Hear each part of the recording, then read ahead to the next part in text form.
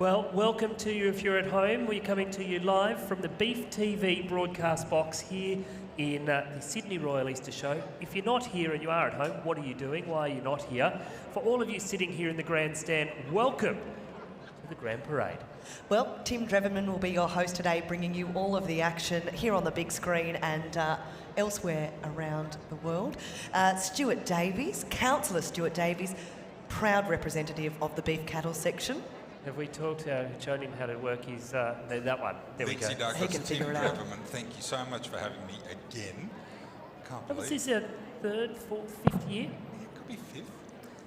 Anyway, lovely to be here. We've had a great start to the beef cattle judging. We started yesterday with our steer competition with the schools and the open steers, and the big sale yesterday, and breed judging today. I hit the wrong button, but that's okay. Live TV.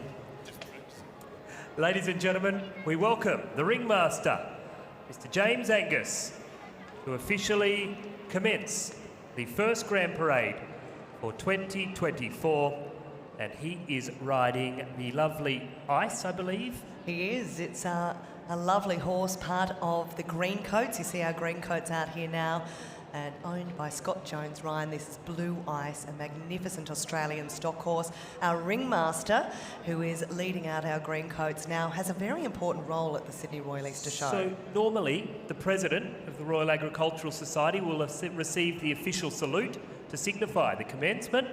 However, today, His Excellency General the Honourable David Hurley, AC, DSC, Governor-General of the Commonwealth of Australia, is up there in the Vincent Fairfax stand and has officially received the salute. So, we are underway. And this, as we say, the Grand Parade is steeped in history, but so too is James Angus, our ringmaster, whose father and grandfather before him held the role of ringmaster. And the ringmaster's role is one that is all-encompassing. He is responsible for all that happens out here in the arena, and his helpers, our Greencoats, are here to officiate and make sure that the Grand Parade runs smoothly. And there's a reason it has to run smoothly, because where else in the world do you see the number of breeds and species and two-legged and four-legged creatures all in the same arena? It's organised chaos. It most certainly, well, I would like to think it's not, but we have our trick riders who are part of our entertainment in the HL trick riding. They're part of the lunchtime and the nighttime entertainment, and we also have our camp drafters making their way into the arena. Last night, night number 1 of the World Championship Camp Draft, phenomenal event with the beautiful cattle from Elliston Pastoral Company. I know Jake Smith was very impressed with the Hereford line that we saw, and that will be on again here this evening. And then we have some of our show jumpers, and let me tell you, show jumping, it's been a very exciting couple of days. Today, it's all been the Barker Tomlinson run. Jake Barker and Jack Barker and Jake Tomlinson have been trading blows, first and second, 2 days down. We've got 2 more days to come for our show jumpers. Well, you talk about tight competition. We had equal first place on night 1 of the World Championship Camp Draft. Round 2 coming up tonight. Matt Holtz from Southern New South Wales and Luke Bennett both scored an enormous 89.5 points. But it's a marathon in the World Championship Camp Draft. We can also see in our arena now, all the way from our show jumping and our camp drafters, our Shetlands. We certainly do have our Shetlands coming in. We also have our Wiltshire Horn. Is that, can someone tell me what a Wiltshire Horn is? It is a dual-purpose breed of sheep, and it is this year's feature breed in the sheep section of the show. They'll be in the trailers this afternoon, so we get to enjoy them coming around the arena.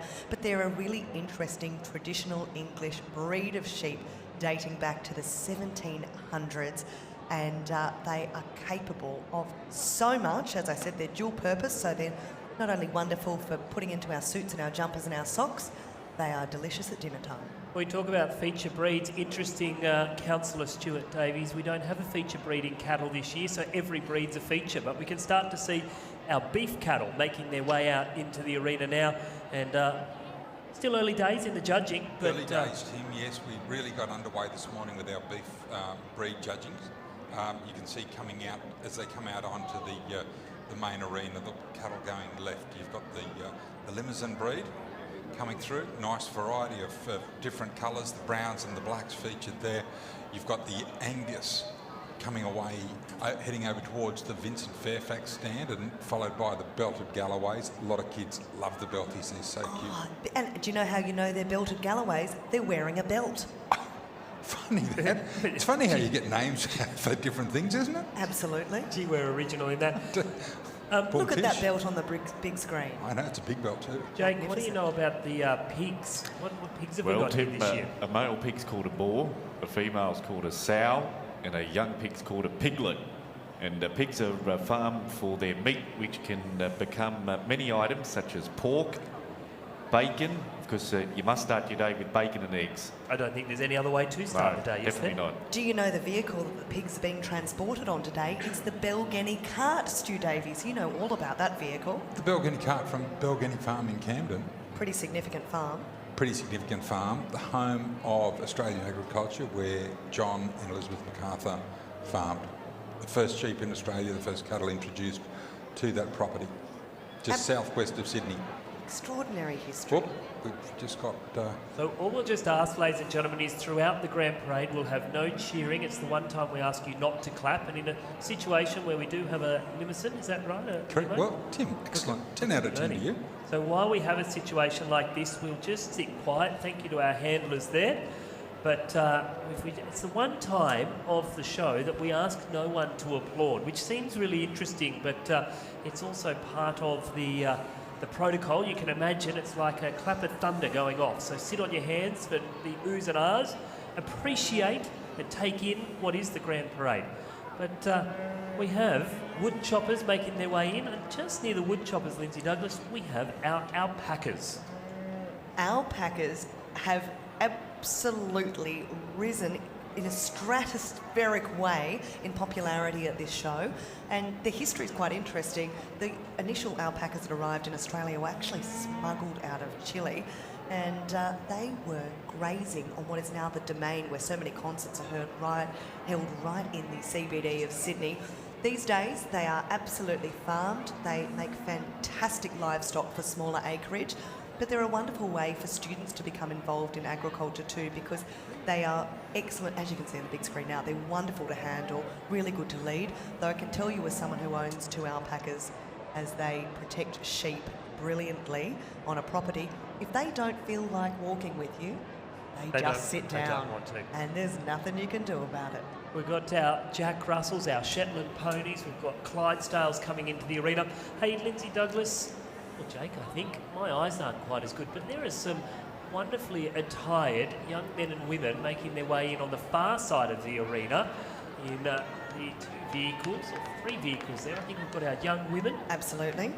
And our Rural Achievers for 2024, a program that's been running for many years here. I know, Stu, you've been involved in the program in getting it to make sure it continues running. Yes, I have been, Tim, and I was very fortunate to be selected as a Rural Achiever before these Rural Achievers were even thought of, quite frankly. But no, it's a fantastic program, and both our major youth programs, the Young Women and Rural Achievers, are a great opportunity, and the quality of these young people that are coming through the agriculture circles are just remarkable, and every year the bar just keeps lifting, and when you think you can't get better, the next year's even better again. One of the great things about the competition is that it actually celebrates people who choose agriculture or choose rural life. 2 examples that jump to mind immediately. Charlotte McGrory, she's from Mossman in Sydney, has taken a job as a teacher out at Burke and is now the young woman representing the community of Burke, and she is in love with that town. She's not going anywhere. She's teaching out there, part of the dancing community as well.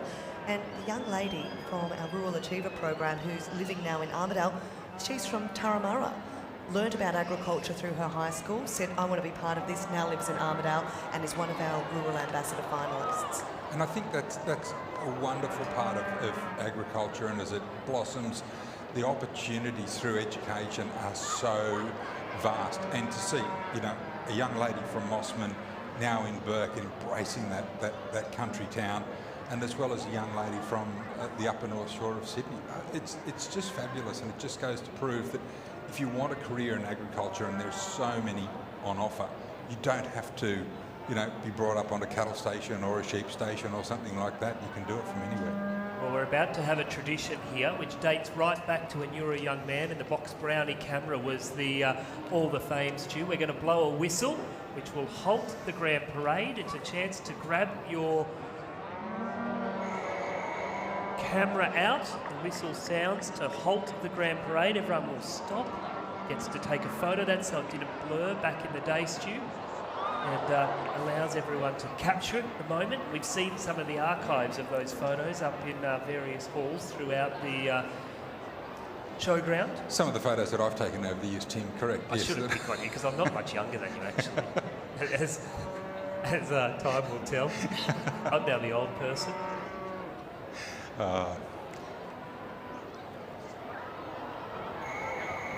Great to see our axewomen from Queensland represented here. They're just heading over to the Sutter stand now, but some of these women have competed Just on ask the everyone world to sit on their stage. hands again, please. There's just another beast over the far side of the arena.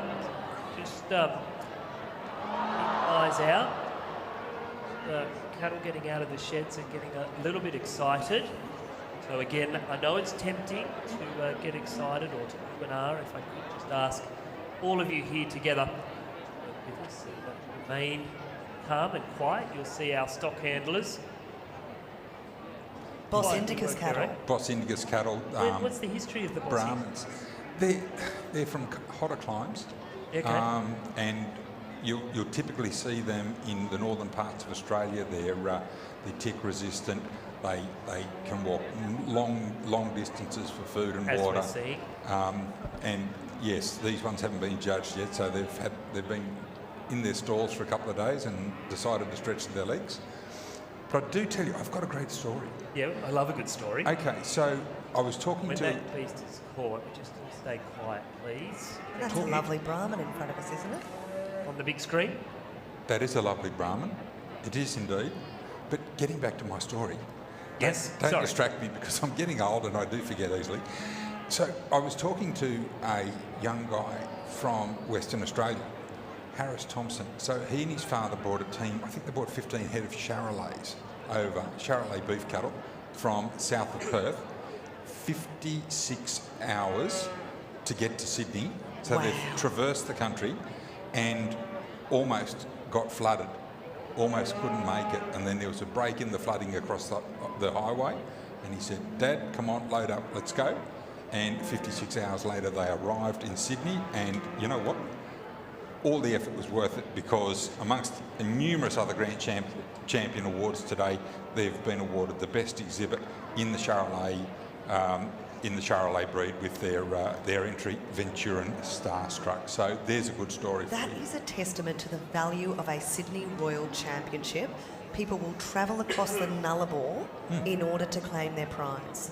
And these people have only just had their big stud sale a couple of weeks ago.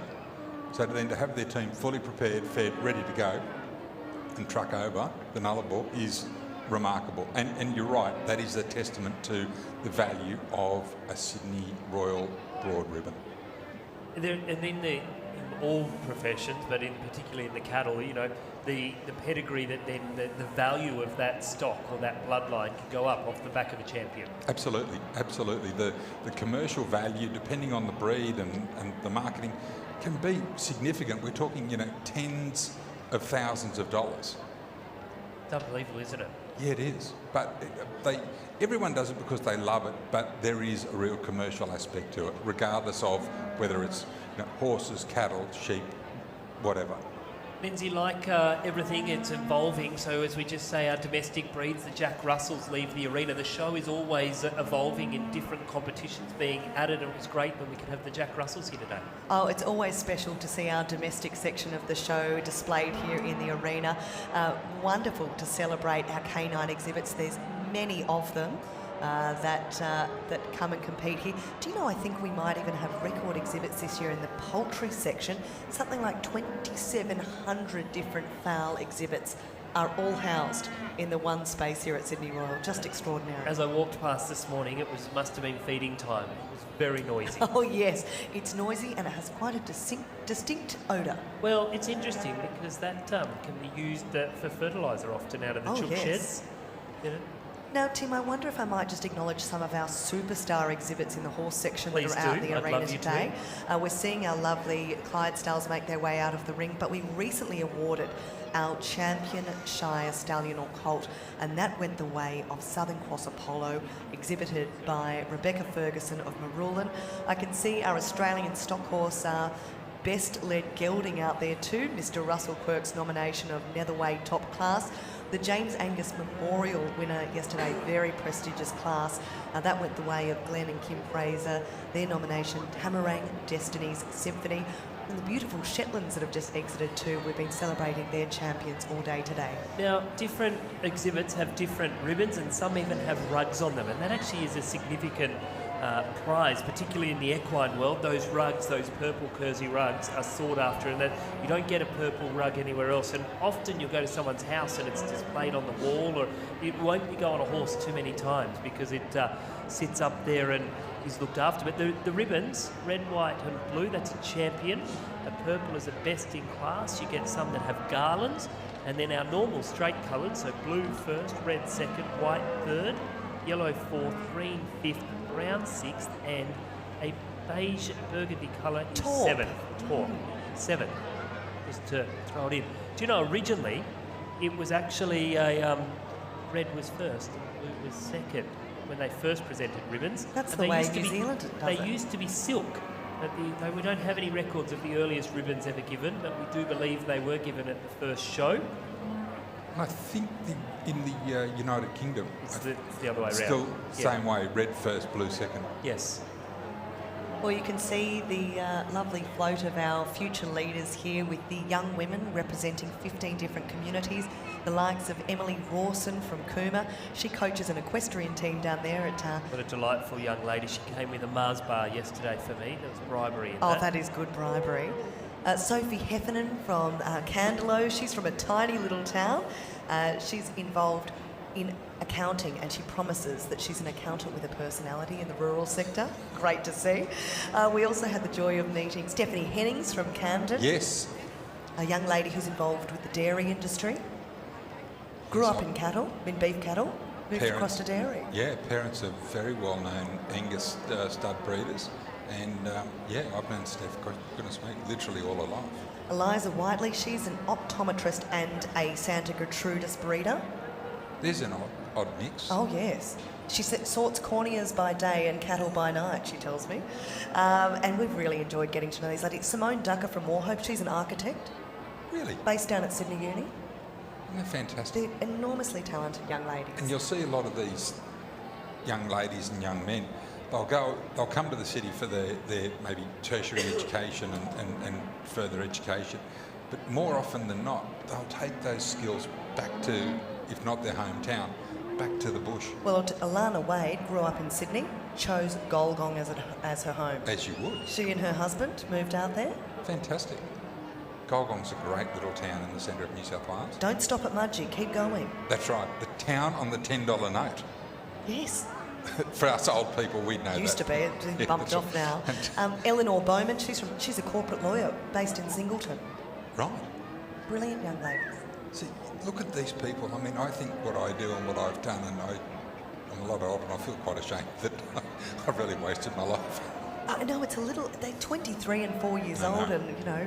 And I say to them, "Oh, you couldn't have any times for hobbies." And they say, "Oh, actually, I'm really into Muay Thai, and I'm quite good at sewing, and oh, I run a dance studio as well." Yes, and I like taking strolls on the beach and all that sort of, yeah. Well, we've had a really phenomenal couple of days of show jumping competition, Tim Dreverman. We can see some of our show jumpers heading out now. What can we look forward to over the next few days? Well, yeah, so tomorrow we've got more junior and young rider classes culminating with the Junior Grand Prix and the Young Rider Grand Prix on Monday. Tuesday afternoon, Monday afternoon they all leave and our senior show jumpers arrive and we start show jumping on Tuesday. So Tuesday afternoon, then all day Wednesday, Thursday, Good Friday, Easter Saturday, Sunday. And on Easter Monday, we have the Sydney Royal Easter Show Grand Prix. The best of the best will jump around an Olympic standard show jumping course here next Monday. And it's a wonderful full program of show jumping, and I get to be part of it. Well, as we see some of our beef cattle exit out of the arena now, it's a great opportunity to talk about what we do up here in the broadcast box and who the wonderful team are that have brought it to us for day 2 of the 2024 Sydney Royal Easter Show. The great people at Beef TV have brought us our broadcast box today, and we're seeing beef cattle all over the arena at the moment. We've got our drought masters out there. We saw a couple of rogue Brahmins take off a moment ago. Beautiful all limousines. part of the action, isn't it? It is. It's like we choreographed that. Yeah, exactly. And it's great to see so many beef cattle exhibited here, a large number in the competition. We've got just under 1,100 head of beef cattle here at the showground currently. And then tomorrow morning, our steers go out at 5 a.m. So if you're struggling with insomnia or something, pop down to the cattle yards. And If you need a hand, I'll come. Yeah, Tim, love to have you there. Yeah, I might come down, actually. I'll take you up on that. I look forward to seeing you. I look forward to seeing you too. You'll need a vest. It's a bit dark and a bit brisk. But That's anyway. okay. So if you're interested in the beef cattle industry, please feel free to join up for beeftv.com.au. It's where we will be live streaming everything from Beef 2024 up at Rockhampton in May. All of the breeds, processors, policy makers, producers. We'll be chatting to them all for 8 hours a day. It's the one-stop shop for everything. Beef Week is huge. Probably going to struggle to get accommodation up there now. 5th to the 11th of May. Beef TV is where you go. Launches on Monday. Sign up and you'll get all the notifications. And we thank them for being our proud sponsor here in the broadcast box for 2024. That's fantastic. And yeah, Beef Week is just a remarkable symposium. There's everything to do with beef cattle in Australia. And guess who the glorious voice is in the middle of the arena? Who? The dulcet tones of Jake Smith. Oh, Jake, I'm sorry. Oh, I was thinking Lindsay, No, right. and Yeah, but I thought it was Lindsay. but you'll do a wonderful job. You'll have a fabulous week. So. Can't wait. Hey, Lindsay, we alluded to it before. We've got our rural achievers. I know you talked about some of our wonderful young women who are in the Belgany Farm vehicle behind the tractor there, but behind our 2 ATVs have some of our rural achievers. We certainly do. The likes of Grace Pearce, who's involved in artificial insemination. She has a deep love of the merino sheep industry, sent down in generations. Her grandfather was very much involved in that. Joel Maguire is the solo bloke this year out of a team of 9. He's from Parkes, and he's involved in his own livestock property, does a wonderful job there. Chanel Peskin, she's been out stewarding, based up at Maitland, involved in the agricultural show. Sally Turner from Trundle, she is a multi-talented young lady running her own business, the Rural Virtual Assistant. And we've been able to get to meet quite a few of the different ladies too, like Kathleen Webster at Mudama, Emma Godsall from Young. Do you know she's 24 years old and the president of the Young Show Society? Is that right? Gee, that's a big role to fulfil at such a young age. But And again, she drives livestock trucks during the day and welds them at night. well, As you do. As you do. But it just goes to prove what I was talking about earlier. You know, the calibre of these young rural leaders is phenomenal. It most certainly is. Hey, look at that beautiful lorry on the far side of the arena with the 2 Clydesdales, the heavy horse. They started judging here today, and they will continue judging for the next couple of days. In fact, Stu, if you're interested in any vehicles, the late Peter Keir, who the Keir family showed here in the harness section for 50 plus years, Peter Keir sadly passed away a few years ago. Paul and Shane Keir, Shane's judging here. Well, they've decided to have a dispersal sale of all of their equipment, all of their harness, and that'll be on the 6th of April this year down at Sutton. But you can jump onto Auctions Plus and bid online on the day. There is a huge 260 items, some 50 vehicles, ranging from lorries and the American wagons and all sorts of things that'll be up for auction later this year. That would Or be later this month, next month. Yeah, that would be a must do for anyone involved If you're in just harness. interested, 6th of April, Sutton, down at the family Down near farm, Canberra? just outside of Canberra. Be worth a day out just to go and have a look. They've got collars, they've got lights, they've got everything you could ever want for a vehicle and more. Yeah, that's fantastic. They've certainly been wonderful. The fans have been wonderful supporters of Sydney Show for many years. Yeah, and lovely to have Shane here this year. Couldn't be here last year when his son-in-law unfortunately tragically passed away. So he deferred his judging, and he's judging our light harness this year. So wonderful to have his expertise behind us, and really appreciate that. Well, ladies and gentlemen, I'll just let the last of these harness horses off the arena.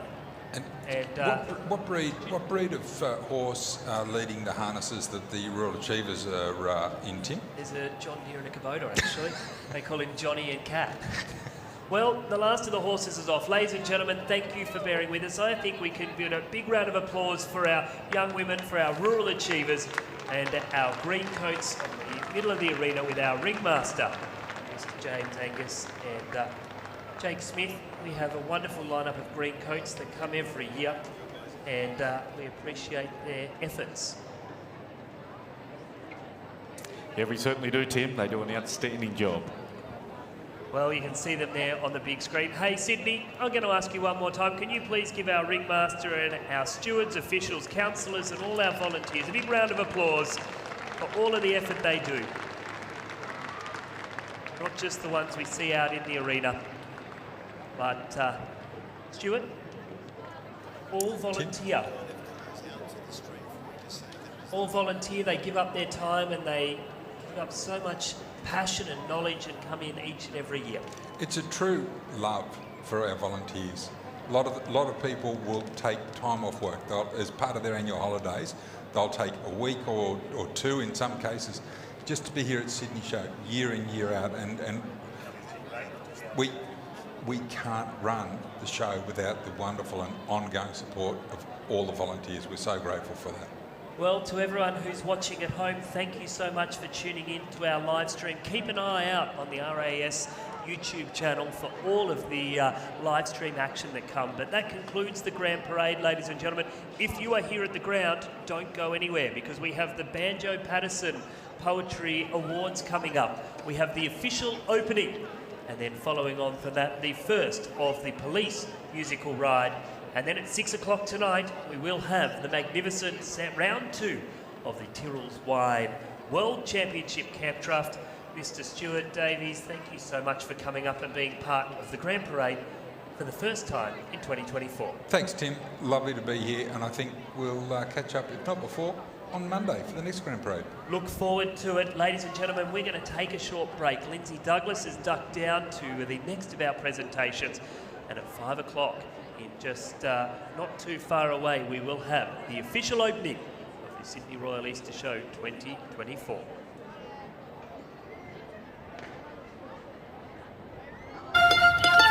Green apples.